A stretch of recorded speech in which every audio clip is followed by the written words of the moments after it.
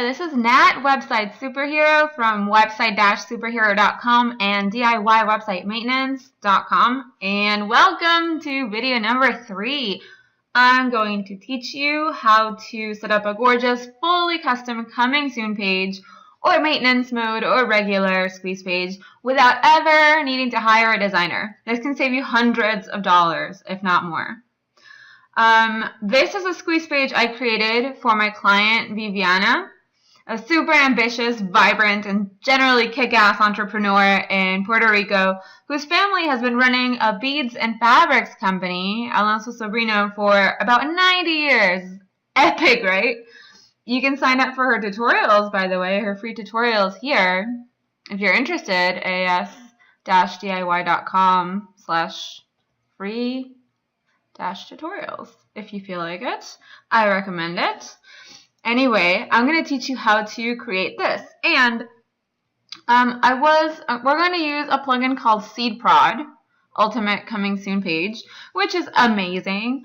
And I was going to use the free version of the plugin until I realized how limited it was, because I've been using the paid version all along, and the paid version is only $29. And so I am going to encourage you to buy the $29 Pro version because it lets you do necessary things such as add an opt-in form right here and integrate it with MailChimp, Aweber, and other services.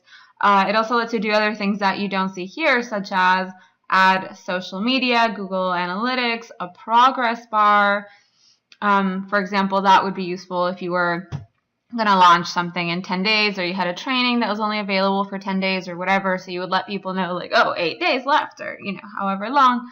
And tons of other spectacular things that are excluded from the free version of this plugin. So feel free to experiment with the free one, but I recommend that you definitely go to seedprod.com and spend the $29 if you want to execute most of the things I'm going to teach you how to do in this video. All right, let's do this. I'm going to keep it basic and show you how to create this opt-in or squeeze page and how to use it both as a coming soon page and also as just a page on your website, right? And I'll explain more about that so that you can use it to offer your freebie as a major list builder. We'll then briefly go over some of the rad extra features offered by this tool as well. Okay, ready? Bam! Okay, log into your WordPress website. First, of course, go ahead and buy the plugin, right? So buy it. You can go to pricing here, get the cheapest version, and there's a link to it underneath the video. So download that and then go to plugins, add new, and upload the plugin. And when once it's uploaded, it's going to show up here and it's going to tell you to activate it. It's going to look like this. It'll have a white background and it'll say activate. So click on that and then it's going to look like this. Awesome. So let's go to settings. And you can access it both from plugins, install plugins, SeedProd, or you can go to settings, Coming Soon Pro. Those are 2 ways to access it. So this is what it looks like. And you do want to also, once you have bought it, and of course if you got to this point you've already bought it, you want to grab your license key, pop it in here, and click on check license and then save to get the updates. Cool, so here's what we're going to need. I want you to grab a background image, and I recommend that you get one that is maybe 2,000 pixels wide by 1,000 pixels tall at least, so that it shows up in all size screens, even if somebody has a really big screen. So a background image is one. Second, optional, a logo. If you have it, a good size for the logo would be, for example, this is about 225 by 125. So if you like those dimensions, go for that. I wouldn't make it too big though. This container is about 500 pixels wide for your reference. I would also go into your MailChimp or your Aweber or whatever you're using and pick the name of the list that you want to use. the mailing list so that when people sign up, they get sent to that mailing list, right? Cool. So have that stuff ready. Let's see, logo. This is where the logo goes. I have it over here. So just go ahead and upload it to your library. Headline. So what does this say? I'm just going to copy it for now. But yeah, have your copy ready, of course. And then the description is everything else that goes in here. And I'll show you how to format it so that it, you know, all looks different. Let's see. This one, we're going to set up the different kinds of headings later. So don't worry about that. But it can be useful to, you know, if you want to set up a list. This is just like when you write a page, when you edit your page or blog post content. So that's really useful because you're already used to it, right? And you can add images within here. You can add videos. And here there's a link for you to find out more. But really you can just, like with YouTube, usually you just put in the URL to the video and you can have that show up there so you can greet people with the video. So those are all cool things that you can do. So I do recommend that you already start thinking of, you know, what strings of text you want to have show up bigger, if you want to center something, whatever, go for it and do that. Now you can, of course, come back and edit it later. So, okay, so we have your logo, we have your headline, and we have the copy or description that goes underneath. Awesome. Form settings. This is where you pick your platform of choice. I'm going to go with Aweber because that's what I use. And I do want to get people's names. Name field required. Yes or no. I like to require it so that then I send them an email that says, like, you know, hey, Sally, what's up? Instead of just like, hey, friend, which is so weird to me. It's like, that's cool. It's kind of, sometimes I'm like, are you being facetious? No, not really. Okay. We promise to never spam you. That's what goes right here. So in this case, it says no spam ever. So you can put, you know, no spam ever, pinky swear, or whatever makes sense for you. And then there's the thank you page settings. So this is what people see after they put in their name and email and click the button. And you can put something in there or not. I do recommend that you put something in there. If you see this tiny little box like that, just come here to make it bigger so you can actually write in it. You can put in social media buttons so that people can share your squeeze page, freebie, whatever it is that you're giving away on social media. That's always great. And here's some options for social media, a Facebook thumbnail. Like, it's just this is pretty self-explanatory. That's pretty great. Progress bar, I brought that up before. You can enable it here and put in the start date and end date if you want to. If it's a freebie that you're offering constantly, of course you're not going to use that. Countdown, same deal pretty much. That's cool if you have an offer that's going to last a limited time, or if you have a coming soon page and so you're like letting people know that your website will be ready to go again in however long, right? Social media profiles. Yeah, I'm going to skip this, but that is something for you to play with. SEO, if you want to enter that information, that's great. A favicon, for example, the favicon for this website, SeedProd, is this little apple. So it's the icon that goes up here. So usually it's a very tiny version of your logo and doesn't have any words. It's just an image because the space is not big enough for you to read any words. It's like 16 by 16 pixels. Sometimes 32 by 32. But yeah, here's where your Google Analytics code goes. All your SEO stuff. Footer credit, blah, we don't really need that. Okay. You have to save all your changes before you can preview the page. And then to preview, I like to do a right click so that I have both tabs open. This is what it looks like right now. So, you know, it's pretty freaking generic. So we're gonna now go to, from the page settings to the design settings. So that's some fun stuff. Let's see. Okay, so what you're gonna want to have also are your hex codes, and by that I mean the codes for the colors. So if you have them.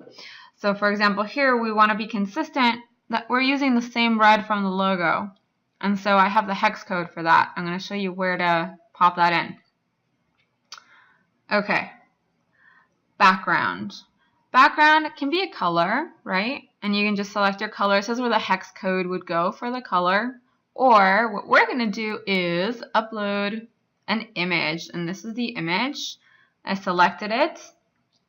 And I'm going to put no repeat, cover, fixed, center top. That works for me. So no repeat. For example, you would want it to be repeated if it was a smaller image, right? But no, it always looks best if it's a large image like this. I can just take up the whole screen. And I am going to skip all the background effects nonsense because I just want to have a page that, an image that looks good. Headline. This plugin is amazing because it comes with all the Google fonts integrated, and you can also use Typekit fonts, entering your Typekit ID here. So in this case, we are using Josephine Sans, and I'm gonna keep it at bold 700, and that's pretty fucking sweet. It shows, sorry, I just correct. It shows you what it looks like here with the font size and everything. What I'm using is 25. That's fine. Font color. Let's see, what is my hex code? I'm looking somewhere else right now to get it. Okay. Yeah. I have FF0001. That's the red from the logo. Then so that's the headline, right? For the body, that's this. For the body, I also want to keep Josephine Sans, actually.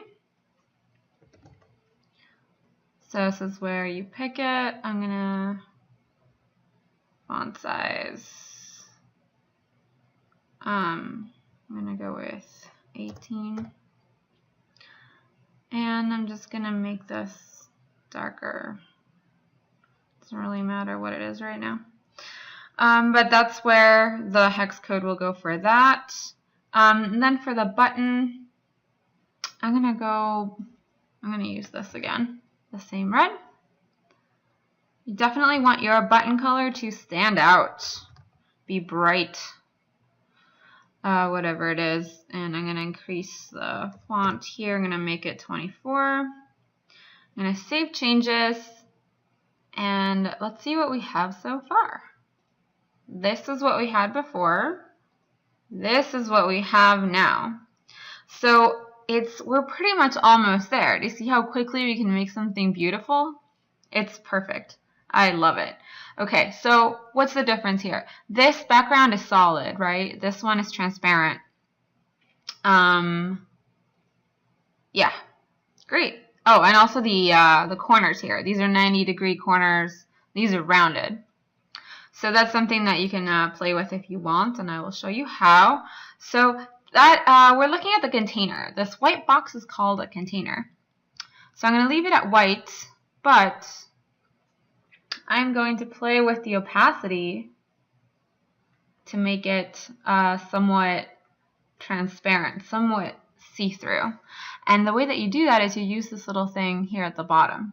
So I'm going to leave it at, that's where I have it on the other page.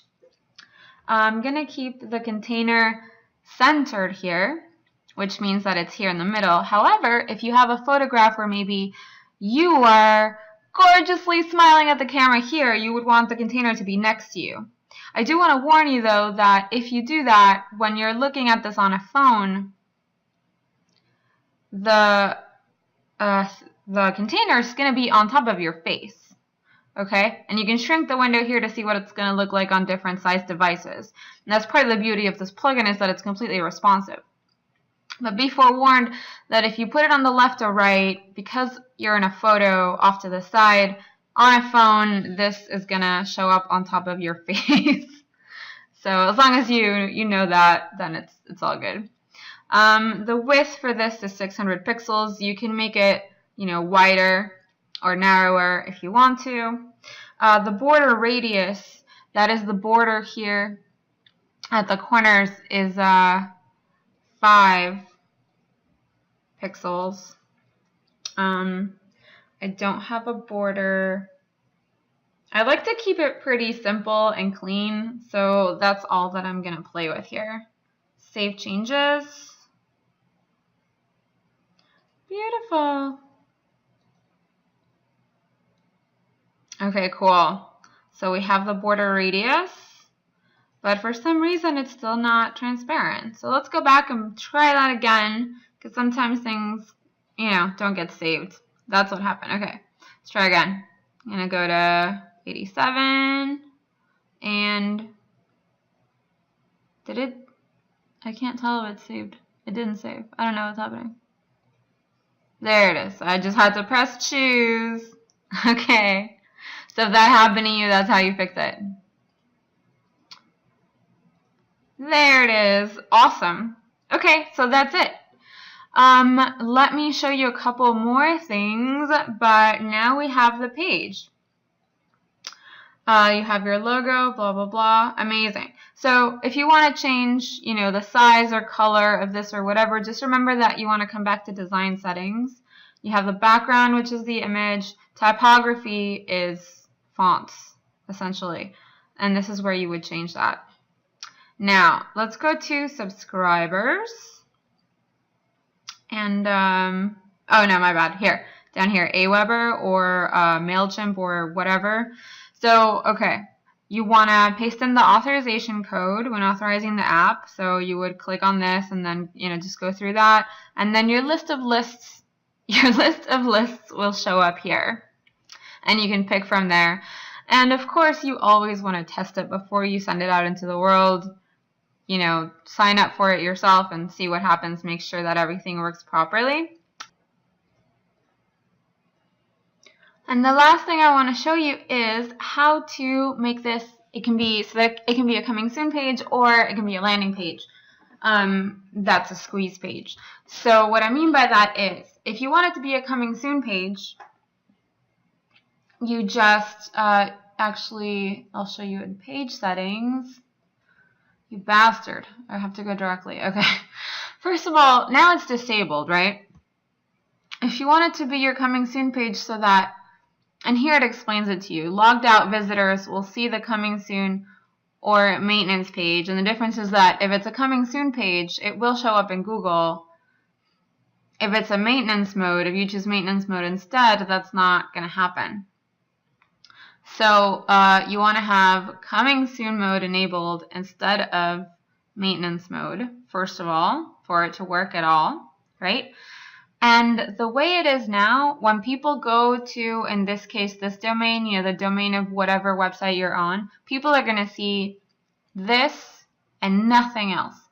Now, if you want to have, like what Viviana is doing here, so that instead of it being her website itself, it's just a page on her website, this is how you do it.